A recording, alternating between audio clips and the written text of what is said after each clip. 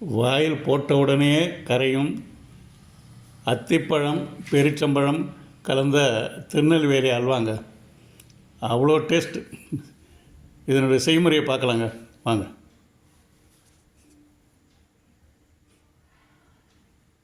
ஃபஸ்ட்டுங்க இதில் வந்து கோதுமை மாவு போட்டிருக்குது. கோதுமை மாவு வந்து ஜலிச்சு எடுத்துக்கலாம். இது கடையில் வாங்கின கோதுமை மாவு அப்படியே ஜலிச்சு எடுத்துக்கலாம். ஒரு டம்ளருக்கு வர மாதிரி ஜல்லிச்ச கோதுமை மாவை ஒரு டம்ளரில் கொட்டிக்கலாங்க. ஸோ இப்போ கோதுமை மாவு எடுத்து ஒரு டம்ளர் கோதுமை மாவு எடுத்துட்டாச்சுங்க. சர்க்கரை எடுத்துக்கலாம்.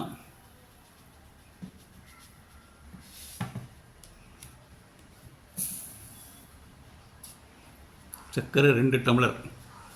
ஒரு டம்ளர் கோதுமை மாவு, சர்க்கரை 2 டம்ளர்.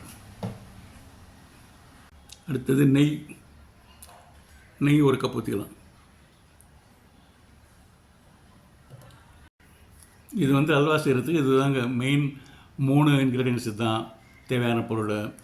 ஒரு டம்ளர் கோதுமை மாவு, 2 டம்ளர் சர்க்கரை, 1 டம்ளர் நெய்.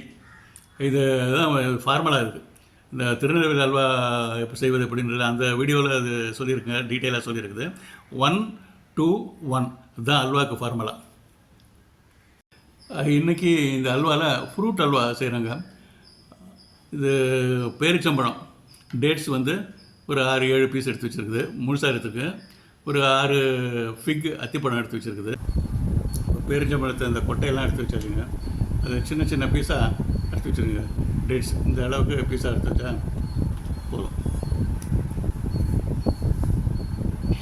அதே மாதிரி ஃபிக்ஸையும் எடுத்துகிட்டு ஃபிக்ஸையும் கொஞ்சம் எடுத்து வச்சுக்கலாம். அதுக்கு இது அதே சைஸில் பீஸாக போட்டு வச்சுக்கலாம். சின்ன சின்ன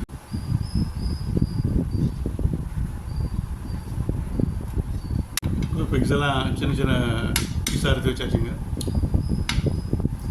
அதான் 6 பேரிச்சம்பழம் 6 ஃபிக்ஸ் இருந்தால் போதுங்க. நான் அதுக்கு மேலே போட்டோம்னா அப்புறம் அல்வாவுடைய டேஸ்ட்டு போயிடும். நல்லா இதுதான் லிமிட். இப்போங்க இது வந்து 1 டம்ளர் கோதுமை மாவு, ஜலிச்சு வச்ச கோதுமை மாவு, அதை வந்து இதில் போட்டுக்கலாங்க. இது வந்து 1 டம்ளர், இந்த டம்ளரில் 1 டம்ளர் போட்டதுங்க. இப்போ வந்து இதில் 7 டம்ளர் தண்ணி கலந்துக்கலாம். 1, 2,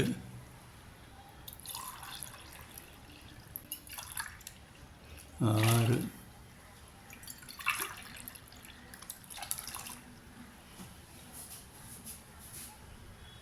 இப்போ 7 டம்ளர் தண்ணி ஊற்றியாச்சுங்க. இதை வந்து அப்படியே நல்லா கலந்து விட்டுக்கலாம். கட்டி இல்லாமல் கலந்து விட்டுக்கலாம்.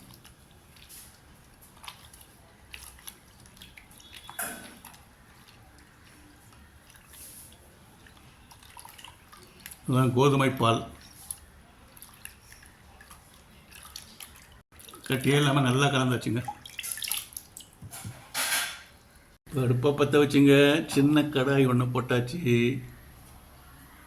இதில் கொஞ்சமாக நெய் கொஞ்சம் போட்டுக்கலாம்.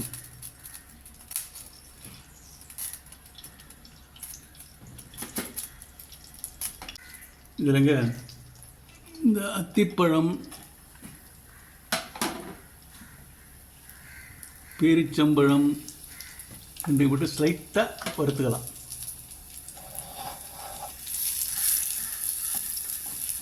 நான் அல்வாவில் போடுறப்போ இது அல்வாவில் கரைஞ்சிடாமல் இருக்கணும்.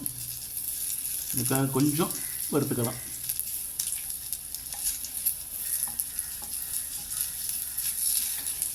ரொம்ப வறுக்கணும்னா கொஞ்சம் லேசாக.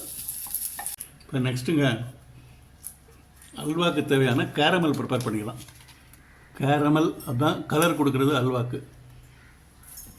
இது ஒரு 5 ஸ்பூன் போட்டு அது அப்படியே தண்ணி ஆகி மெல்ட் ஆகி இதில் ஒரு கலர் ஃபார்ம் ஆகி வந்துடும்.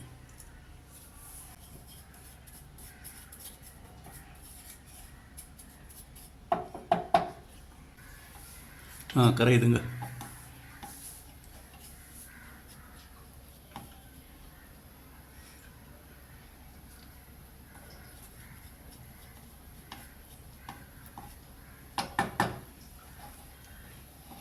கேரமல், அந்த ப்ரௌன் கலர், லைட் ப்ரௌன் கலரில் வந்துடுது. நம்ம அல்வாவுடைய கலருக்கு வந்துடுது. ஹீட்டு பார்த்து அட்ஜஸ்ட் பண்ணி வச்சுக்கணுங்க. வந்துடுச்சு, ப்ரௌன் கலர் வந்துடுச்சு, அல்வா கலர் வந்துடுச்சு. ஓகே, கடாயை அடுப்பில் போட்டாச்சுங்க. சர்க்கரையை போட்டுடலாம். 2 டம்ளர் சர்க்கரை. அது அப்படியே உருகும், ஒரு நல்லா மெல்ட் ஆகட்டும். கொஞ்சம் நேசம் கொஞ்சம் தண்ணி ஊற்றிடலாம். தண்ணத்தில் அதை கட்டி பிடிக்காமல் இருக்கும். நல்லா வாட்டர் ஆகட்டுங்க அந்த சுகர். அப்போ தான் வந்து மாவில் நல்லா கலக்கும். நெக்ஸ்ட்டுங்க, இந்த மாவை நல்லா கலந்துக்கலாங்க. கட்டியெல்லாம் கீழே இருக்குது. இந்த மாவை இதெல்லாம் கம்ப்ளீட்டாக கலந்தாச்சு. இப்போ வந்து இதை ஊற்றிக்கலாங்க, கொஞ்சம் கொஞ்சமாக ஊற்றிக்கலாம்.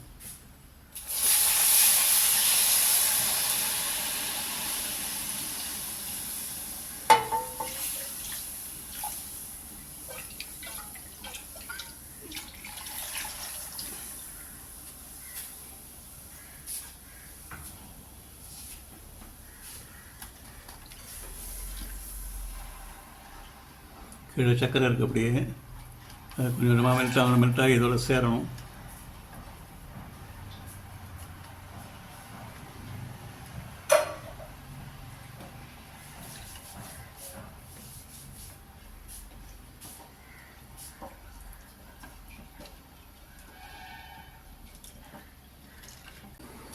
உள்ளே இருந்த சர்க்கரை எல்லாம் நல்லா மிக்ஸ் ஆகிடுச்சுங்க. இப்போது சுண்டுக்கிட்டே வருதுங்க இந்த மாவு.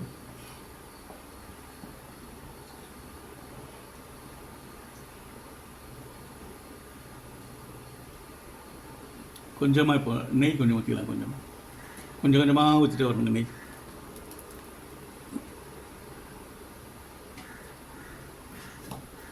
அது மிக்ஸ் ஆக கொஞ்சம் கொஞ்சமாக நெய் ஊற்றிட்டு வரணும்.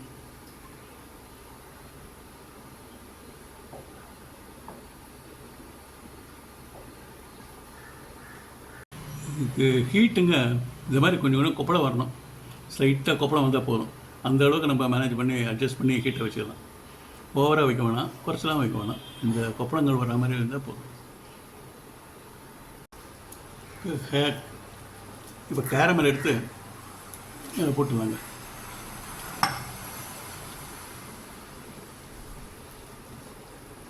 கொஞ்சம் ஹீட் பண்ணி தான் போட்டுருது. கேரமல் நல்லா கட்டியாகிடுச்சு. இதில் கொஞ்சம் இன்னொரு தடவை ஹீட் பண்ணி திருப்பி இதில் போட்டுருவாங்க.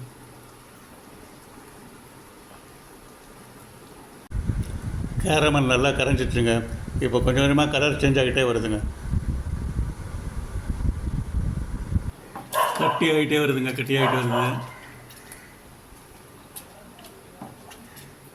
கரண்டியால் ஃப்ரீயாக சுத்த முடியல, கட்டியாகிட்டே வருது.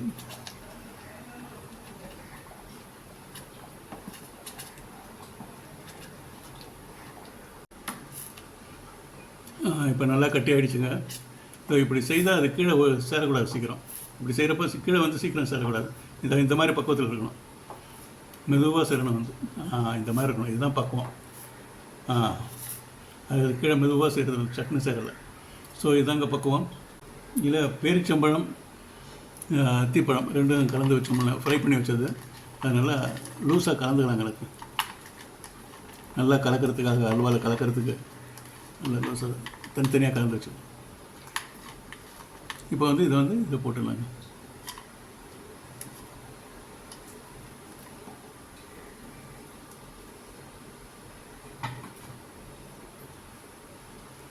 போட்டு அதில் கலந்துடலாங்க.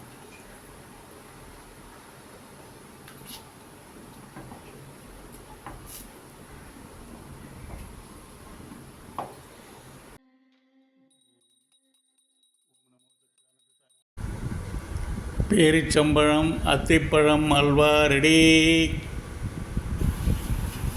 இங்கே டேட்ஸு, அத்திப்பழம், ஃபிக்ஸ் எல்லாமே இருக்குது. இதை போட்டுக்கலாம். நல்லா வழுவழுப்பாக இருக்குது.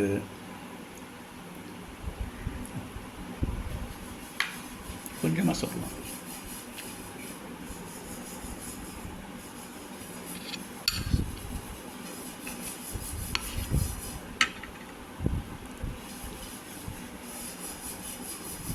சாப்பிட்டு பார்க்கலாமா?